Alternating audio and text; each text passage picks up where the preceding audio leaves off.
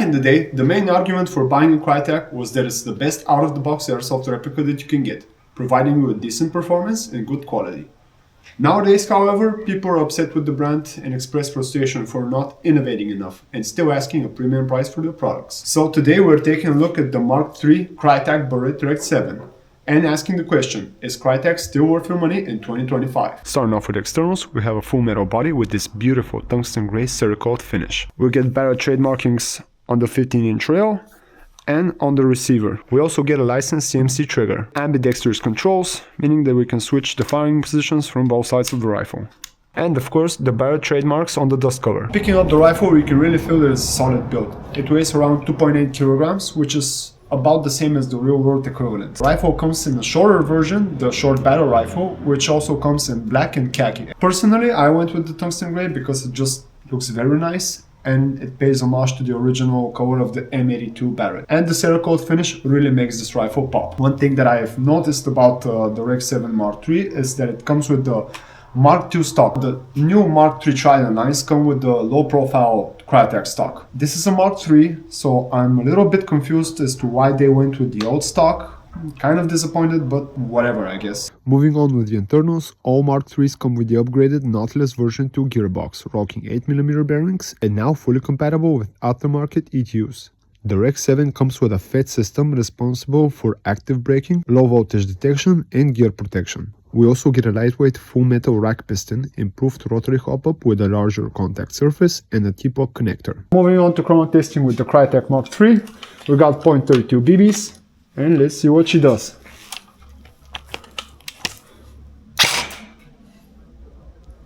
One. 1.1 joules. 1.1.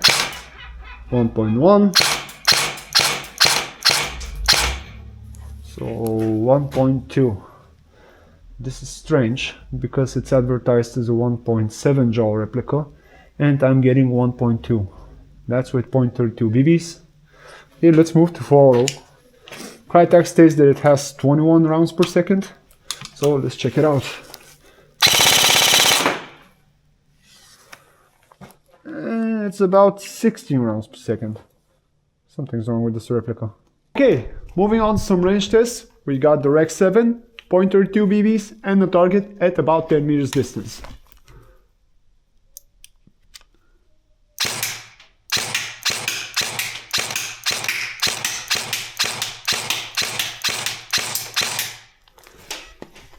Okay, so let's see how we performed.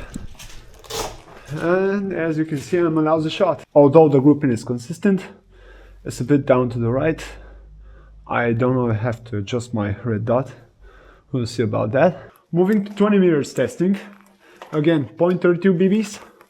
Let's see what we got.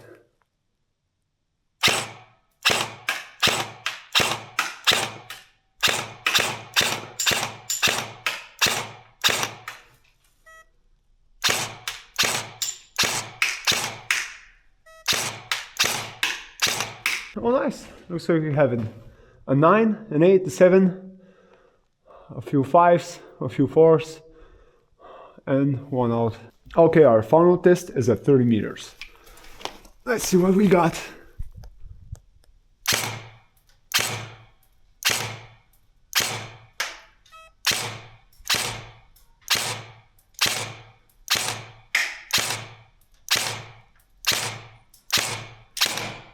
God damn, I suck.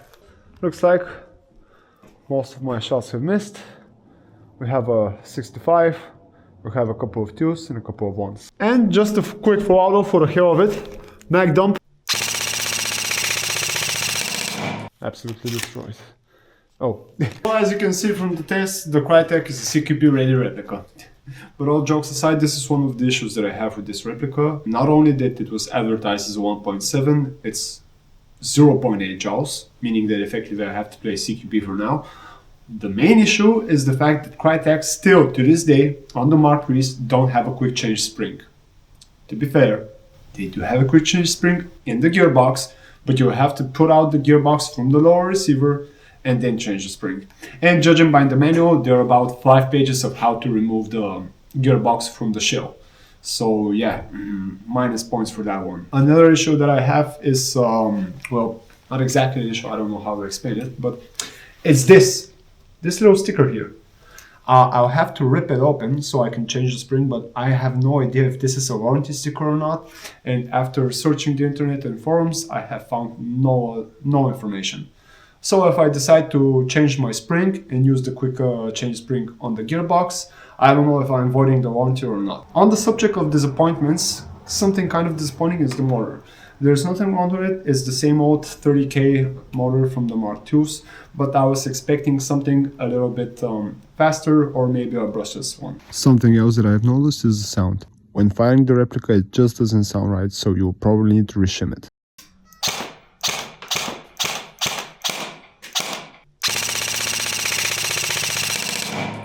All Mark IIIs have an ECU providing you with basic functions like partial active braking, low battery detection, and gear protection. Something I didn't know at the time was that you can't really adjust any of these settings. More on that in a minute.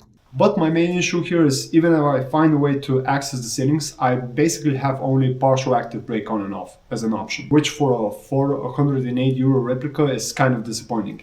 Especially considering the fact that, just wait a second, this bad boy right here, which is the Delta Armory Eagle M4 ETU, which is only €199, has an ETU, dedicated one, which has many functions. With a dedicated ETU, you get 60 volts of precocking, trigger sensitivity adjustment, active brake, binary and burst modes, all programmable so you can fine-tune everything. Something the much more expensive Krytac doesn't have. So this is definitely a minus point for me. My final thoughts on the Rec 7 are definitely don't recommend this one. Even if you exclude the fact that there's something wrong with my replica and I'm getting half of the advertised energy output, a normal functioning one is probably just fine. But for €500, you don't even get a programmable trigger. Something that most competitors have at a much lower price point.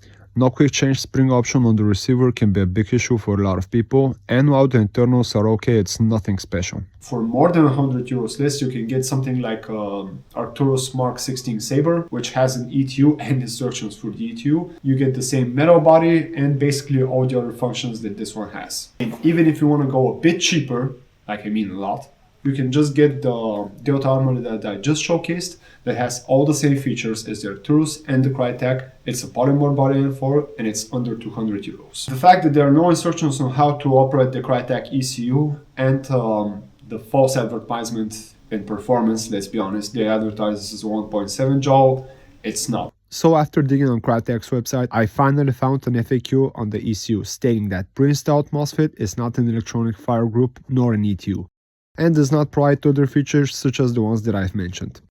To be fair, that's on me for not doing my research, but I would expect at least a programmable ETU for a €500 airsoft gun, and maybe have it stated on the product page so we don't have to dig through FAQs. And the fact that I have to rip out the gearbox from the shell so I can just change spring kind of breaks the deal for me. In 2025 there are much better and cheaper options such as the two I've mentioned before, so honestly I wouldn't recommend buying this, especially if you're looking for something performance based.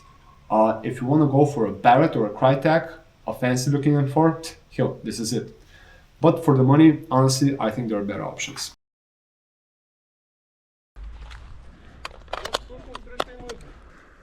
Чисто.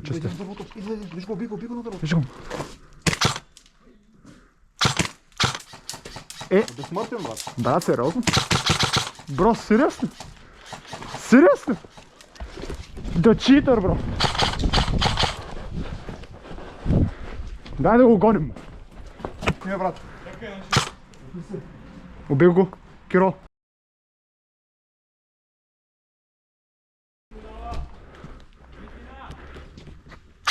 Убит.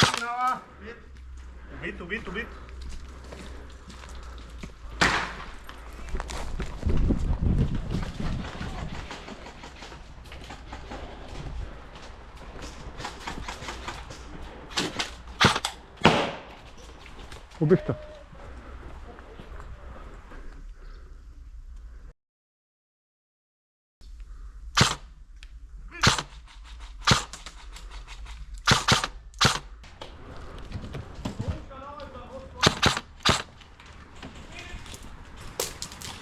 Убих един.